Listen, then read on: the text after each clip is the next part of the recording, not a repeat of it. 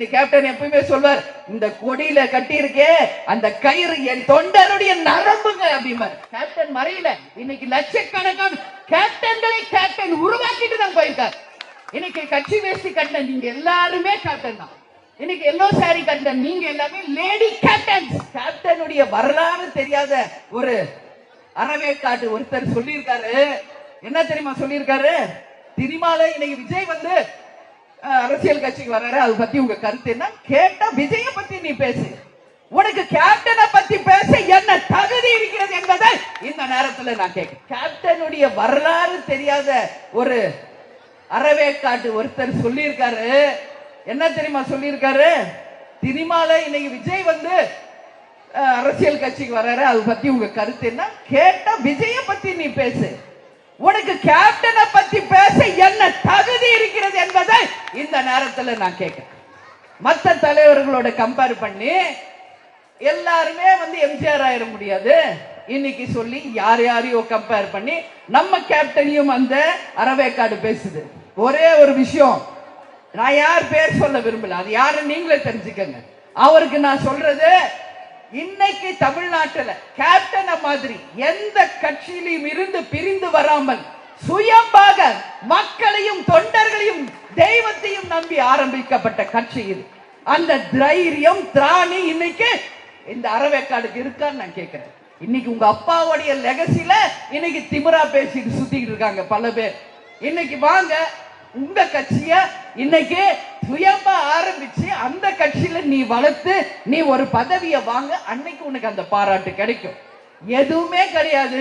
யாரோ ஆரம்பிச்ச கட்சி, யாரோ அப்பா இன்னைக்கு மினிஸ்டரா இருந்து அதுல குளிர் காஞ்சுக்கிட்டு இன்னைக்கு கேப்டனை பத்தி பேசுறீங்கன்னா அவர் கால் தோசுக்கு கூட சமம் கிடையாது இங்க இருக்கிற யாருமே என்பதை இந்த நேரத்தில் நான் வன்மையாக கண்டிக்கிறேன். இன்னைக்கு சினிமா நடிகர்கள் எத்தனையோ பேர் வந்து கட்சி ஆரம்பிச்சாங்க அப்படின்னு சொல்லி பல பேரை காமிச்சாங்க. ஆனா எந்த சினிமா நடிகர் கட்சி ஆரம்பிச்சு கொஞ்ச வருஷத்திலேயே ஒரே வருஷத்துல 8 புள்ளியும், அடுத்த 4 வருஷத்துல 9 புள்ளியும், அடுத்த 2011 எதிர்கட்சி தலைவரான வரலாற்றை உருவாக்கியவர் கேப்டன் அவர்கள். அதற்கு பிறகு நடந்த துரோகங்கள் தான் கட்சியை வீழ்த்தினதே ஒழிய கேப்டனை மக்கள் என்னைக்குமே புறந்தள்ளவில்லை.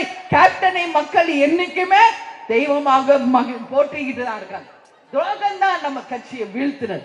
ஆனா ஒரு விஷயம் இன்னைக்கு நான் சொல்லியே ஆகணும், கேப்டனை நம்பி வந்து கேப்டனுக்கு துரோகம் செஞ்ச யாருக்கும் இன்னைக்கு வரலாறு இல்லாம எல்லாம் போண்டா வடை வாங்கி கொடுத்து ரோட்ல நிக்கிறாங்க எல்லாம். அதான் இன்னைக்கு அவங்க வரலாறு. ஆனா ஒரு விஷயம், இன்னைக்கு கட்சி சுத்தமாயிடுச்சு.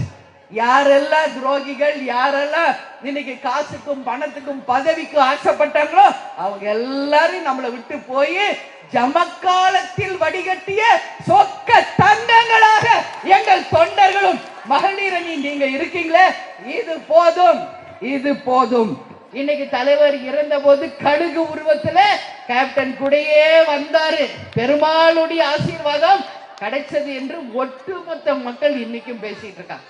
அதனாலதான் அவர் மனிதர் இல்லை தெய்வம் என்று எல்லாரும் சொன்னாங்க. இதுவரைக்கும் யாருக்குமே வந்து அந்த மாதிரி வந்ததே கிடையாது, எவ்வளோ பேர் இறந்திருந்தாங்க. ஆனா அந்த கழுகை வச்சு ஒரு கதை. கழுகு வந்து எப்பொழுதுமே மிக சிறந்த ஒரு ஒரு பறவை.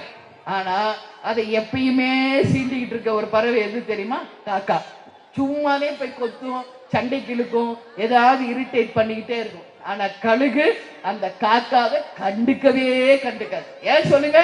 கழுகுக்கு தெரியும் தான் யார் என்று, கழுகுக்கு தெரியும் இந்த காக்கா யார் என்று. அதனால இன்னைக்கு தேமுதிகவை பார்த்து ஏளனம் செய்பவர்கள் யாராக இருந்தாலும் இந்த கழுகு கதையை மைண்ட்ல வச்சுக்காங்க. அன்னி சொன்னாங்க, அந்த ஒரு குறிப்பிட்ட ஸ்டேஜுக்கு அப்புறம் இது தொல்லை பொறுக்க முடியலன்னா கழுகு பறக்க ஆரம்பிச்சிடும்.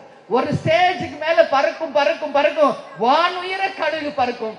காக்காவால ஒரு ஸ்டேஜுக்கு அப்புறம் பறக்கவே முடியாது, ஆக்சிஜன் லெவல் இருக்காது, கீழே வந்துடும். அப்போ கழுகுதான், காக்கா காக்கா தான். அதனால இன்னைக்கு தேமுதிகவை பற்றி ஏளனம் பேசுபவர்களை புறம் தள்ளுங்கள்.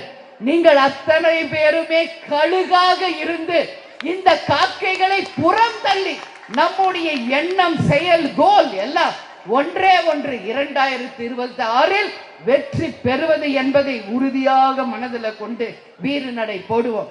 கேப்டன் மறையல, இன்னைக்கு லட்சக்கணக்கான கேப்டன்களை கேப்டன் உருவாக்கிட்டு தான் போயிருக்காரு.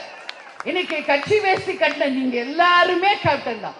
இன்னைக்கு எல்லோ சாரி கட்டின நீங்க எல்லாமே லேடி கேப்டன்ஸ். அதனால சொல்ற கேப்டன் எங்கும் போல, கேப்டன் உருவில் இன்னைக்கு நீங்க எல்லாரும் இருக்கீங்க. தமிழ்நாடு முழுக்க நீங்க போய் கேளுங்க, வாங்க கேப்டன், வாங்க கேப்டன். பெண்களாக இருந்தாலும் ஆண்களாக இருந்தாலும் மக்கள் மரியாதையோட அழைக்கின்ற ஒரே கட்சி தேமுதிக. அதனால நம்ம தலைவர் உங்க ரூபத்தில் நம்ம கூட தான் இருக்கிறார். இந்த 20வது ஆண்டிலே நாம் அனைவரும் தலைவர் சொன்னது போல லஞ்சம் ஊழலுக்கு அப்பாற்பட்ட ஒரு நேர்மையான ஆட்சியை அமைத்து அது மக்கள் ஆட்சியாக வர வேண்டும் என்பதை இந்த நாளில நாம் உறுதிமொழி ஏற்போம்.